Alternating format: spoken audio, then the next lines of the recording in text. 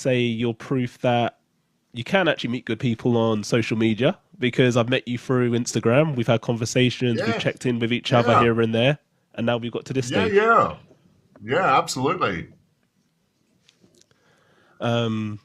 How is life over in the Eastern Hemisphere? Yeah, it's pretty good at the moment. It's been, yeah, the eastern part of the world. Wowee. Been here since pretty much 2002. Living and working in Japan, Korea, China, Malaysia, Thailand, and I've been home, intermittently, of course, in that time.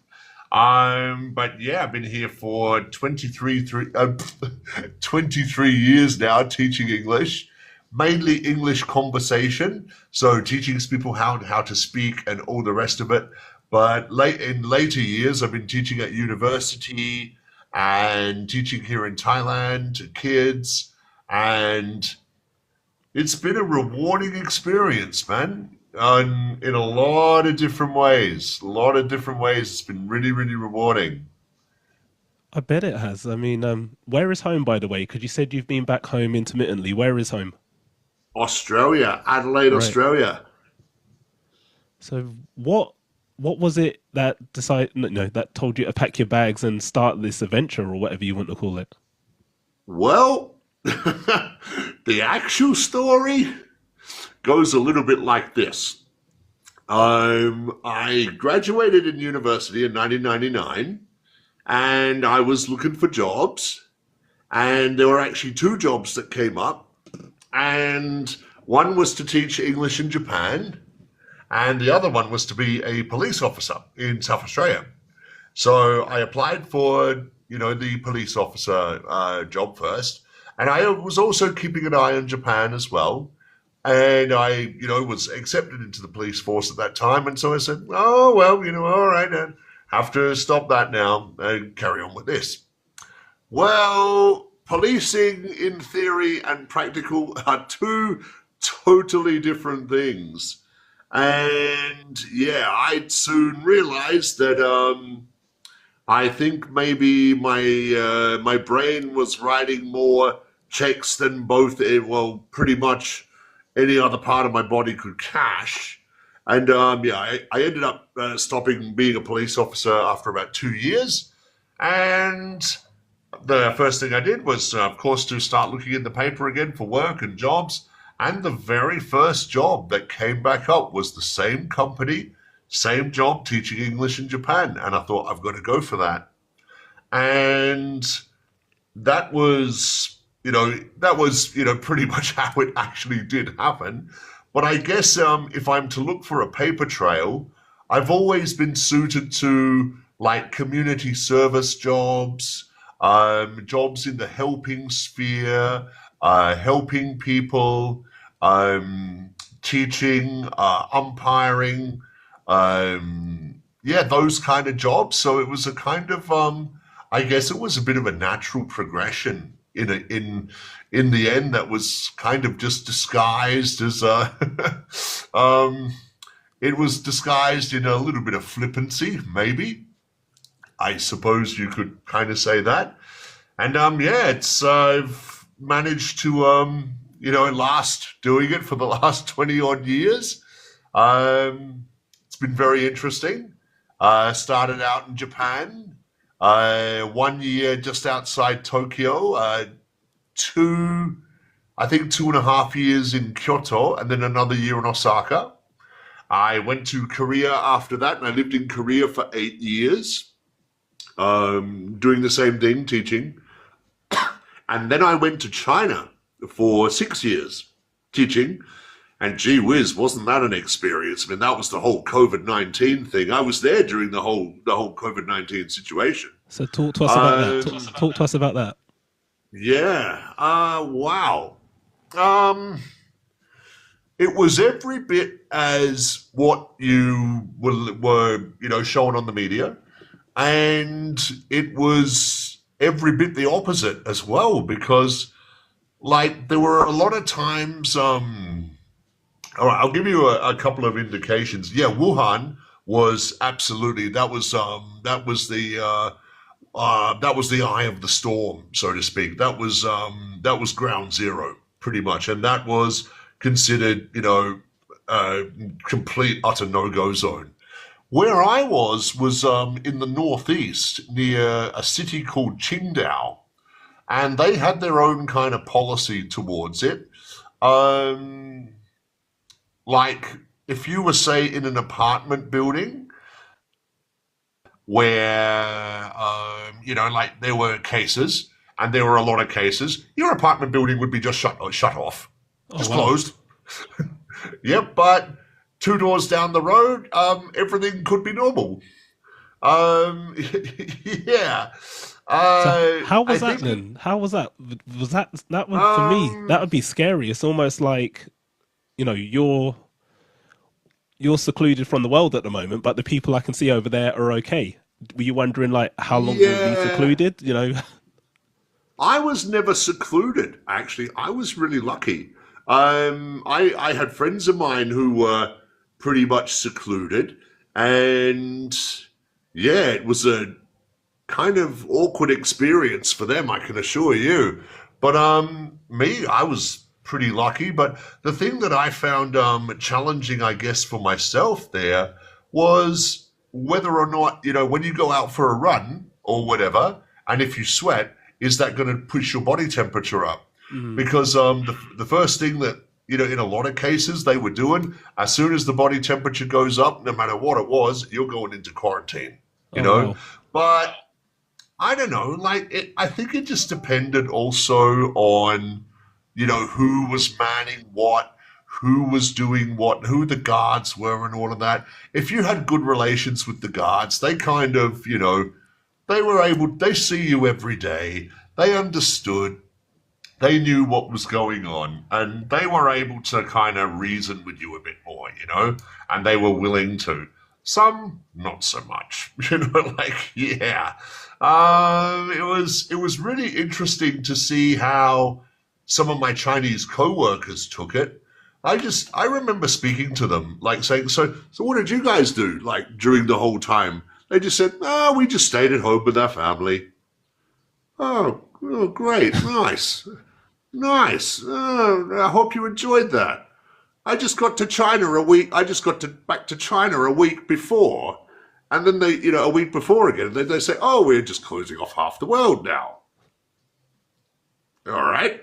As you do, as you do. But, yeah, in some cases, it was every bit as what you seen it on the media. And in some cases, it was none of it. It just depended on where you were. One of the interesting, I guess, another interesting example I have of that is the PPE suits. We called them Smurfs, Right. because they were Smurfs.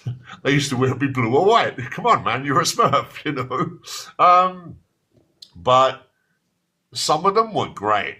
Some of them were really well behaved, treated you with respect, really didn't want to do what they had to do, but, just come in, get on with it, do your job, and go home. But there were some who were really, really, yeah, you question why they were doing that particular job. Abuse of They power. just It didn't have sounds the right. like. Yeah. Oh, yes. Kicking indoors. There were a few instances there where, now, I don't know, like, was the person rejecting? Was the person inside an absolute, a COVID-19 case? Were they carrying? We don't know. We don't know. But yeah, there were some little videos that circled around of certain people getting their doors removed and getting taken to a hospital, shall we say. Oh wow. So it was Was quite that? extreme. Yeah. In some cases, yeah. I mean, can I say that I witnessed it in my building? No. But did I see it on videos? Yeah. So I don't know. I mean, don't really know. Well, what are you to make of it? What are you to make of it? it was, I guess, selective treatment, maybe, might be the best way to describe it. Yeah. So Hmm. did you, in regards to all that, I mean, how long had you been in China for? So you said you had only just touched down at that time. Was it a Yeah, case at that of, time, I had literally been in China about a week. Back in China about a week. Yeah, because I went home for a bit, came back, I spent Christmas time at home. Thought, well, I've really got to get this moving again. So yeah, January the 16th or 17th was it? Yeah, 2020. And then about a week later, it's, oh, we're just shutting down the whole country. Just carry on as you do. All right. so were you James, able you've to, so were you able to use yeah, like go that on. period during COVID to sort of like grow or develop yourself? Because I know like when I was in lockdown in COVID, I sort of knuckled down and studied. You'd have some people that would sit there and panic about what was going on, and other people used it to maybe work on themselves or work on other career moves that they want to make. How did you use that time? Yeah, I suppose I was a bit of a mix.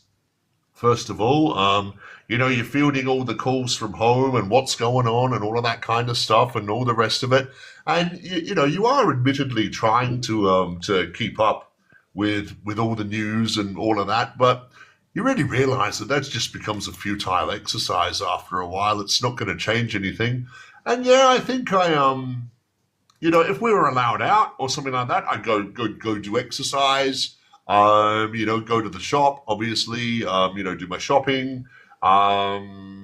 Yeah, I just use the time to try and better myself. Like given that I didn't have a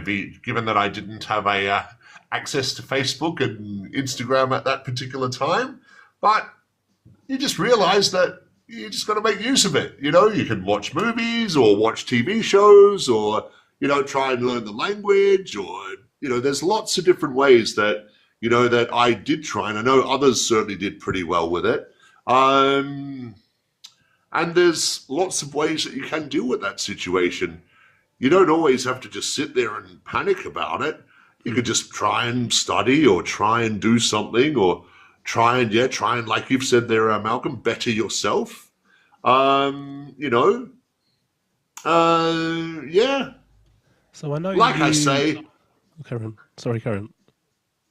I think initially, once you sort of knew what was going on and you started to see the patterns and you started to see, like just little familiarities and all of that, I know that I started to then relax and just decided, oh well, this is going to be life for the next few months. Just watch your temperature. Just if something feels a bit off, then report it and do the right thing. And I was also working at the time as well. I was teaching online. That's how a lot of us really kind of got around it. I was working. I was doing online teaching at that particular time, and that really helped as well. But one of the interesting things I found was even like with the foreign teachers that were in my school, we didn't necessarily communicate that much with each other. And I suppose in the end, it was like that, they had their own routines going and they had things worked out and, they were, happily getting on with their lives and all the rest of it.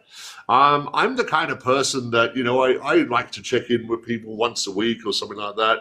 So I just made it the point of saying like, oh, hey guys, how we doing? Have you found anything interesting this week? Any interesting movies or any interesting, things to do just to keep the spirits up and to keep people happy and make sure they know that I'm alive and they're alive still and all the rest of it.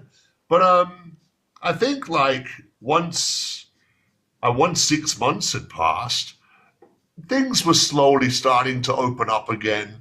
Going out, going to gyms and bars and stuff like that. They were starting to open up. So, it was just a matter of riding out that time, and I kept pretty well sane.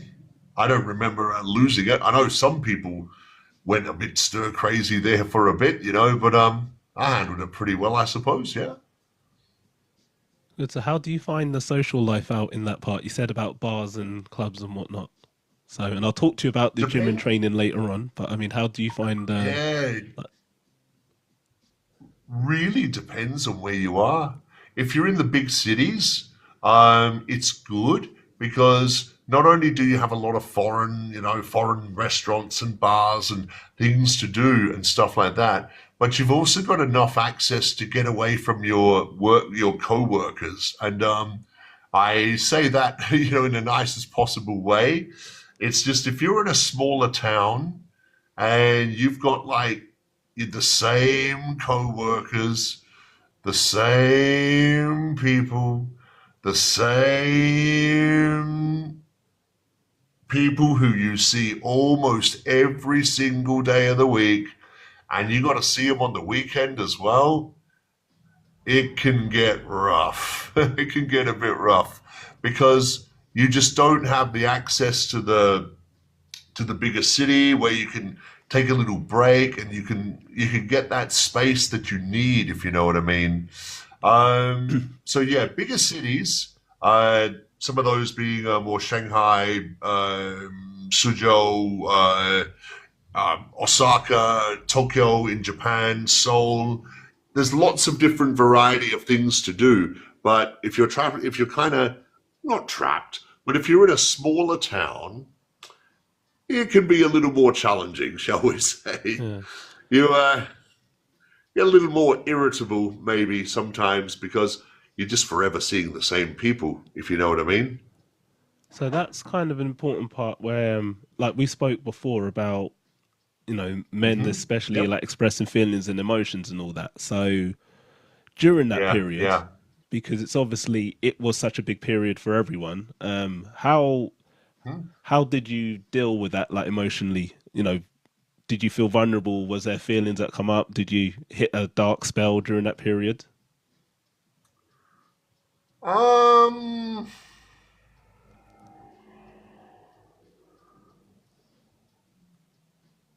I don't know. I don't know. I mean, I'm the kind of person who can function pretty well on their own anyway.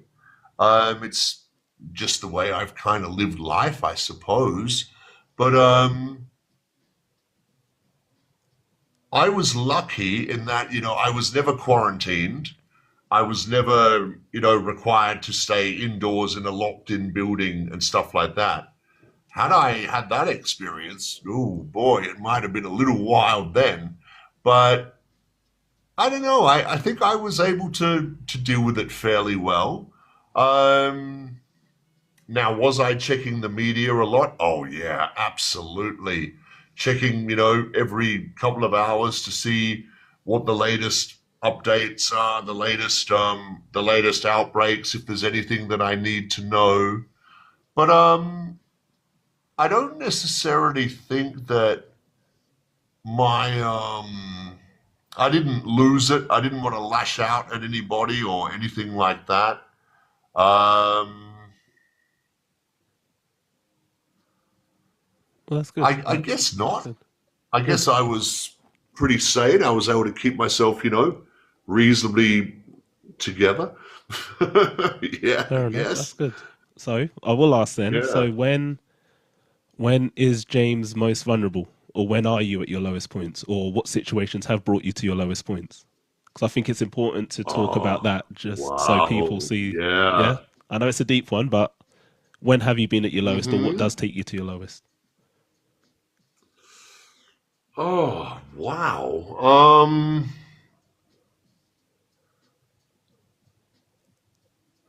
I think it's probably not a any particular instant or anything like that. But I know in recent times I've been feeling that I've been in this job way too long. Like, it's kind of been my I guess my cushion and my safety net. But this year, I know that I've had some really, in recent months actually, um, just had bouts of, I'll call them joyous tears.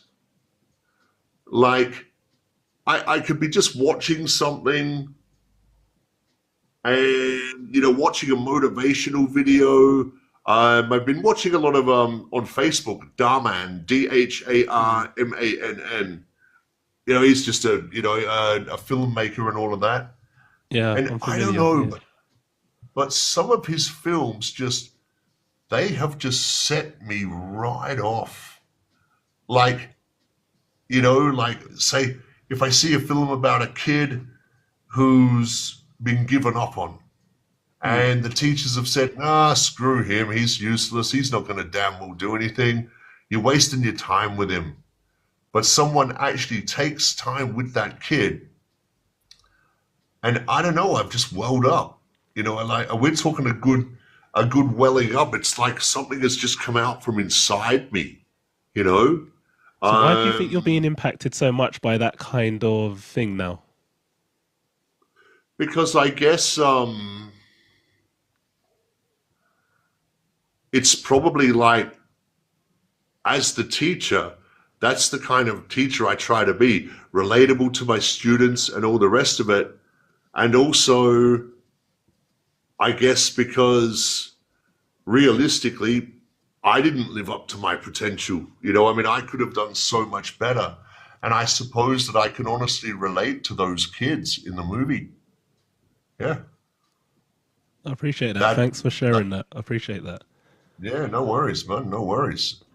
And I Last thing, think also as oh, carry on. well, go on, yeah, yeah, yeah, no Carry on, worries. no, Go please, on. carry on, carry on. I think it's also like maybe like self-redemption as well. Like, I don't know, like I don't think I've been incredibly hard on myself, but maybe secretly I have. Because I remember I watched one of those Darman movies on a Friday evening and I just welled up. Welled up. Well, on the Sunday, I was flicking through the YouTube, and I just saw something from 60 Minutes Australia about a prisoner who'd like, well, he had a drinking problem, and one of his drinking episodes led him to go out and drive his car, and in the process of doing so, he crashed his car, and sadly, there were three children who Oh, were walking along, and he hit them and killed them. And he went to jail. He's in jail for that. But in this interview, they were interviewing him, and they were interviewing the parents of the kids. And the father came out and said, "I know this is going to sound really awkward and crazy, but I am looking to do the best I can to forgive this person." And he just, because of it, he explained that, he was reading the Bible and, like, just very Christian. I do like to read the Bible occasionally, yeah. And this guy in prison had also picked up a Bible as well. Deja vu, coincidence, whatever it is. And there was a program that was set up where like prisoners could actually meet with the families of those people like who they enacted their criminal offences on. And the father and the driver actually met in prison. And I've just looked at this and I've gone, "You're kidding me. Wow. This is courage.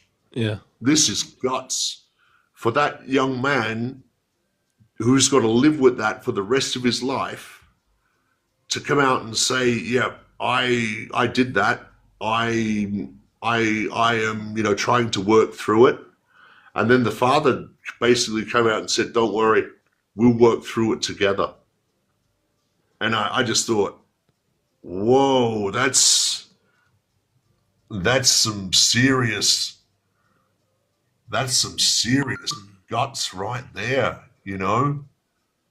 Do you I think mean, a big element of that is, and I know you would know about it, James, as well. They say a lot about forgiving isn't always about, forgiving the other forgetting. person. It's also allowing yourself to heal and, Yeah, recover, isn't it? Because you need to forgive for your yeah, own purpose as well, don't you? yep. Yeah, basically, I think that forgiveness is it serves two purposes.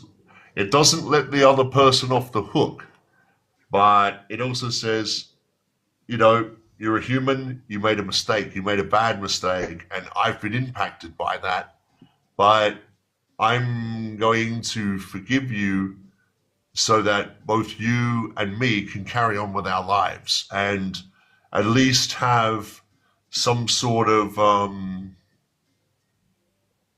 some sort of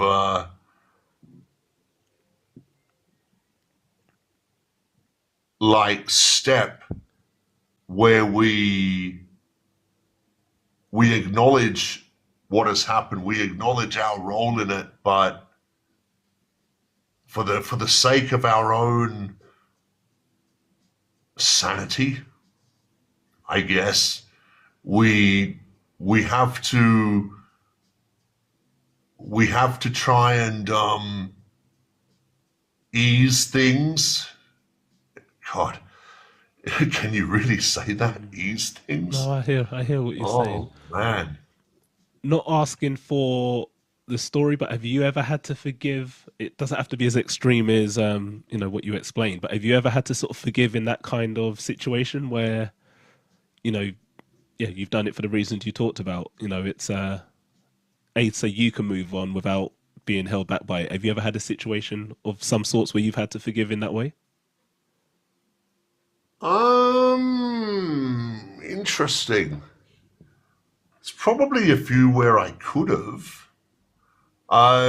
Because I was a really like kind of tall kid when I was young, like real tall, like taller than every kid in the high Right. school Okay. when I was in first year middle school tall, like 6'2" when I was 12 years old tall. Jeez. Okay. Um, yeah. So if you're 6'2" now, that was me when I was 12. But I guess that one thing I guess I really kind of learned from that whole time was more the fact that people will tell you they believe you. They'll give you a little hint that they believe you, and they'll look like they believe you. They don't. They don't. And it's I guess it's just human nature that we if it doesn't fit our narrative or our story, then do we really want to take a look at it? It's like in our lives, we go through situations that are our story, that are unique to us, and you try and communicate that or convey that to another person. They're just like going, no, no, no, no, no, no, no, no, you know, because not because it's not true. Maybe it's because it doesn't register with their mindset or their way of thinking on a That's particular a good thing, point. you know? That's a really good point. Like, I remember once I had a bus driver comes up to me and he says, "Where's your school ID? Where's your ID card?" I said, "Oh, what? Okay, here it is." And I showed him, and he says, "Is that real?" I said, "Yeah." I mean, I'm 13 years old at the time. I got no clue what's going on. And he just said, "You really go to school?" I said, "Yeah, I do." And actually, one of my school buddies just came up and said they just joined in, and he said, and I think the bus driver said something to him. He said, "Who's he?" He goes, "Ah, he's my classmate at school."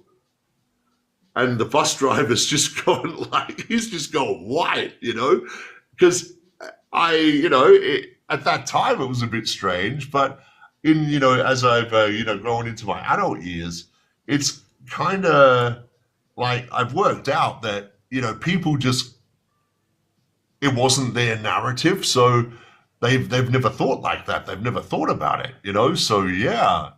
Um, in terms of like forgiving,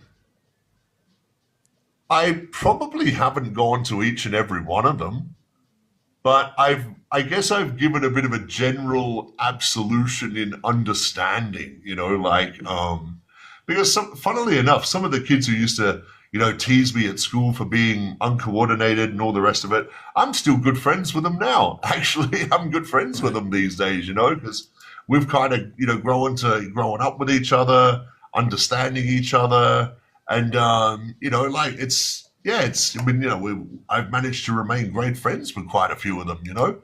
I'm pretty friendly with most of my old school buddies. I still like to contact them from time to time. They don't always contact me, but they got life now. It doesn't bother me. I'm not concerned by that, of course. I hear that. So You reach out yeah, because you want to reach out, don't you? And that's we don't do it just because yeah, I we don't do. do it just to get a response. We do it because that's what we want to do in I that do it. moment. So I hear that. I do it because I want to do it. Mm. Yeah, it's not necessarily a reflection on them. It's just a reflection on me. And they may not answer for 6 months or whatever because life has directed them the way they have. I mean, I just still like to do it. And I guess that's just my nature. Like, I don't know, is it me searching for something, or is it me I don't know, I've never necessarily gone deep into why I do that. Wow.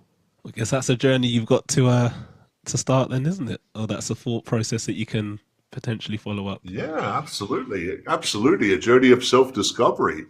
I think self discovery and knowing yourself is a really, really Mm.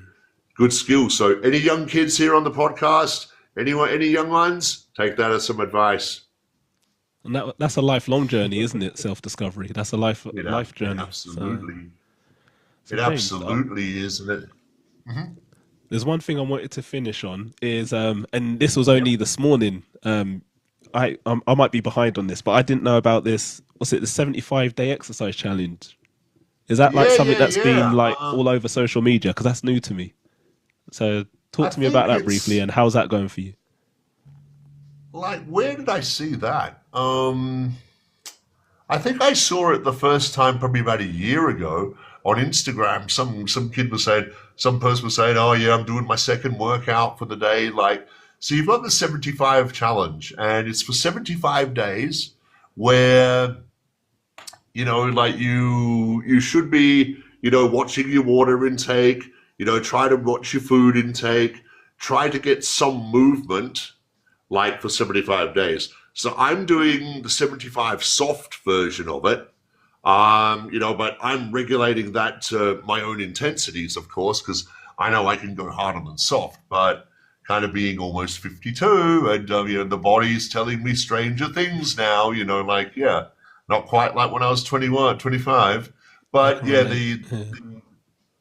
a lot of people are like doing the 75 hard challenge where you've got to take pictures every day, you've got to do two workouts per day.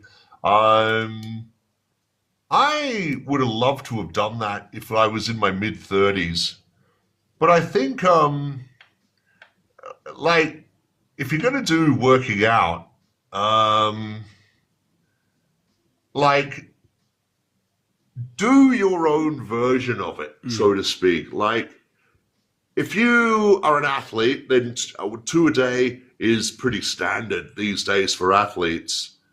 But if you're not, and even if you once were an athlete, you played professional football in the Premier League back in the day, but now you've aged a bit past that. Yeah, your mind knows you can do it. But the body is, of course, going to start telling you different things that say maybe you can just realize that those days are past, but still regulating exercise, one, for what your personal needs are, what your personal goals are, and, you know, Do you need it for work? Do you want to become a bodybuilder? Do you want it just for function? You know, like to be able to be function so that you're loose and that you know, like, I mean, yeah, I guess just working out what your function is. So what's drawn me back to it is I've been itching to get back into exercise for a long time. Itching, sort of like, and I had these moments of like, okay, I'll do it for about a week or so. I'll be back in the gym, and then, sorry, the next month I'll be slack. Going back again, slacking again. Going back again, slacking again. And then I just thought, nah, sorry. No, it doesn't happen like that. And I just, you know, but funnily enough, this 75 soft that I'm doing, well, it's my version of soft, which is not soft. It's just been so easy to get back into because I know that I've done it before. So the mindset is still there. But yeah, like the body is telling me strange things at the minute. And I guess what's kind of pushed me back to it is that I know where, I guess mentally, home is. Like, you know, I mean, back when I was young, I'd be in the gym every day and I'd be loving it. That would be my place. You know, some people have their special room in their house. Some people have a childhood park bench that they sit on. Me was getting friendly with dumbbells, barbells, and a treadmill. You know, like it is for some people. I mean, good hobby to have. But yeah, and I don't know, like I think when I was in when COVID hit, because we had a lot of inconsistencies with COVID, you know, going out and in, and I'm not the type that can just do like push-ups and sit-ups. I need to be going for a run. I need to be sweating it out, you know? And there was that, and then you kind of think, oh, well, I'm having the cushy life, and I was getting a bit cushy now, and the motivation was there, but it was just a bit wayward kind of thing. So I just decided, well, screw it. This is it. Get on with it. Go do it. And the last 22 days of, you know, cleaning out aspects of my diet, you know, drinking much more water, and all the rest of it have been really beneficial. So I think I'm at the stage now where it's a good stage. I can't stop, and I really don't want to stop. Good. But I know maybe I've got to be smart about it, you know? So yeah. Well, hopefully after the 75 days, you still manage to incorporate some kind of exercise, you know, what benefits Oh, you I, I, for abs- I, the I foreseeable future. absolutely will be. I Good. absolutely will be. I've decided that one for sure. Oh, excellent. James, I'm gonna say again, thank you so much for jumping on here today. I know we spoke like over the past few months. I'm glad we Yeah, managed to yeah, actually yeah. connect on here. I've actually loved the conversation. There's some really good points I want to Absolutely, go back and look at. absolutely, You know, you've dropped some gems on here, absolutely. and You know, like, and you've like you said before, it was just like, you know, you stuck to your word on that. You know, keeping it conversational, and I know that that's how I like to keep it when I'm sitting in, you know, in your seat there as well. To be honest, I just hate these things of like and interview. I It's hear like, that. oh It's not God, natural, is it? it's, When you do that, there's nothing it's not natural natural about at it. all. I mean, I've got Yeah, here. I had things that I was going to use if I needed to, you know, yeah, steer the conversation, but it's just flowed naturally, and I think that's how it should be. yeah, And that's, you know, and yeah. you, like I said, you've dropped some really good points. I've enjoyed Oh, the thank you, conversation. thank you. You made it I've easy for me enjoyed to it sit here. too. So, Yeah, um, and who knows if yeah. I'm lucky, I'll get you back on here in the future. So, Oh, absolutely. I'd love to rejoin again, you know. You've just reminded me of something that I read in a really, really great book. A book that's a little bit about self-improvement, but okay, men's self-improvement. It was a book called The Game, Penetrating right, the okay, Secret Society of Pickup Artists by Neil Strauss. Strauss is a Rolling Stone, New York Times journalist and all of that. And he was tasked with a little job of going into the underground of pickup artists, you know, the ones who have the 50 different girlfriends and all of that. Now, I'm right, not necessarily into that. You know, like, yeah, I mean, I don't believe in that, but you know, you got to be And decent, neither do I. You're going to get me but into you know, trouble. You're going to get me into trouble promoting that book to me. well, there's a part of the book where he was actually interviewing Britney Spears, and Britney Spears had this coin questions that were approved by her manager, Right. and it Okay. was going about as well as my voice is describing it. And Strauss just said, "No, sorry, I have to do something here." Basically, ripped up the piece of paper. He just said, "All right, look, Brittany, for the next 30 minutes, let's just roll it. Let's just roll it, you know." And apparently, her eyes just lit right up Right. because she was actually doing, you know, she was actually apparently holding a conversation with someone who didn't want to ask the same old canned questions all the time, you know. So yeah, but yeah, I mean, I think it's converse. Be if you're able to flow and you're comfortable and you're confident in yourself, then absolutely do that, you know. And like I say, pause, listen, reflect, carry on. That's a natural conversation that we've got there, you know. So yeah, no, I 100%. thoroughly loved it, man.